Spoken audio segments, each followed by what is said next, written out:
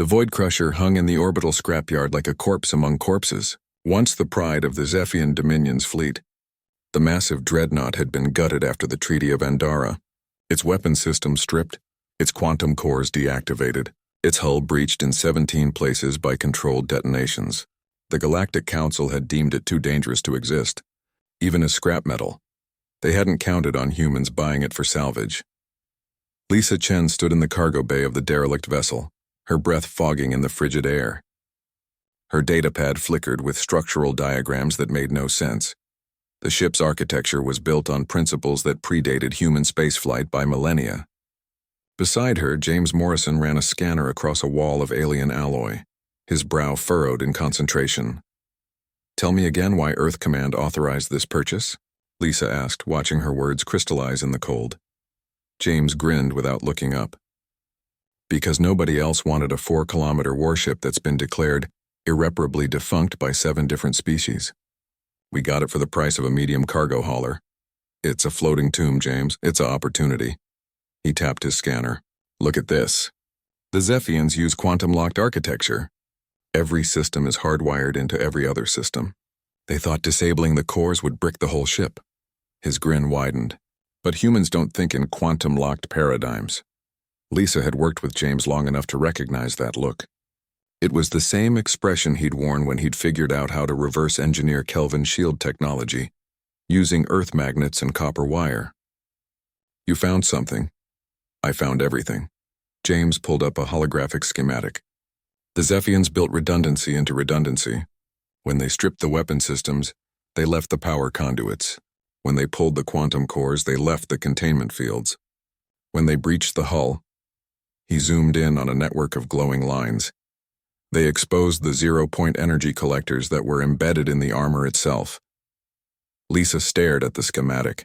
Slowly, pieces began clicking together in her mind. The ship was never powered by the cores. The cores were regulators, limiters. James's eyes gleamed with the fervor of discovery. This ship was drinking energy directly from vacuum fluctuations. The Zephians put governors on it because they were terrified of what it could do at full capacity, and now those governors are gone, scrapped, and sold to a Fornax recycling facility. 3 months ago, Lisa felt her pulse quicken. This was impossible. This was insane. This was exactly the kind of insane that had propelled humanity from a single planet to a galactic presence in less than 2 centuries. "What do you need?" James was already moving, his boots clanging on the metal deck. "I need a fusion welder, 17 kilometers of superconducting cable, and a willingness to violate at least 6 galactic safety regulations." "Done. What else?" "Coffee, really good coffee. This is going to take weeks. It took 3 months. The transformation wasn't elegant. Human engineering never was. Where Zephian architecture flowed like water, human modifications were bolted, welded, and jury-rigged into place. Lisa and their 30-person crew cannibalized parts from a dozen different species' technologies, creating a hybrid abomination that made alien inspectors recoil in horror. They rerouted power through human-designed plasma conduits. They replaced quantum processors with neural network clusters. They installed reaction wheels the size of buildings and fusion thrusters that burned with the intensity of small stars.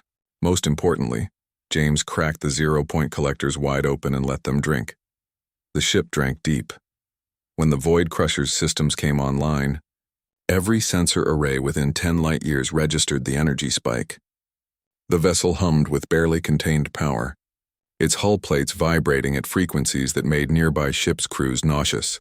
The Galactic Council demanded an immediate inspection. Ambassador, Threnix of the Zephion Dominion materialized in the Void Crusher's newly pressurized command center, his crystalline form refracting the emergency lighting into rainbow patterns. His diplomatic composure cracked the moment he saw what humans had done to his people's greatest weapon. This is abomination." Threnix's voice resonated with horror. "You've removed every safety system. The zero-point collectors operate without limiters. The power flowing through this vessel could tear apart space-time itself." Lisa stood calmly beside the captain's chair, also human-made, also uncomfortable-looking to alien eyes. "We've run the calculations. The ship is stable. Threnix's form flickered with agitation. "Do you understand what you've created? This vessel now generates more power than my civilization's entire fleet combined.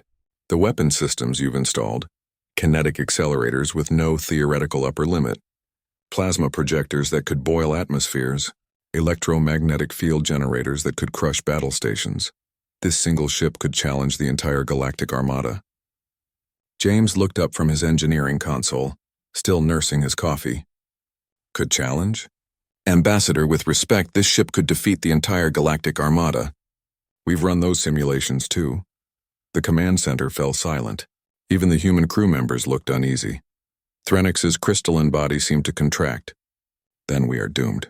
You humans have done what we feared most. You've created a weapon with no counter. And worse, you've proven that any sufficiently dangerous technology can be made more dangerous by removing its safeguards. No, Lisa said firmly. We've proven that humans look at scrapped and see possibility. We see irreparable and think challenge. You threw away your greatest achievement because you were afraid of it. She gestured to the view screen, where Earth hung like a blue jewel against the stars. We came from a planet that tried to kill us every day for millions of years. We're not afraid of danger. We're afraid of wasting potential. And what will you do with this superweapon? James stood, setting down his empty coffee cup. We'll name her Resurrection. We'll station her at the edge of council space, and we'll make sure everyone knows. Humans take care of the things others throw away. We fix what's broken. We see value where others see trash. He smiled. And we really, really hate waste. The Resurrection became a legend whispered across the galaxy, the ship that wouldn't die, rebuilt by the species too stubborn to accept defeat. It never fired its weapons in anger. It never needed to, because everyone remembered humans had turned scrap into salvation and they'd do it again.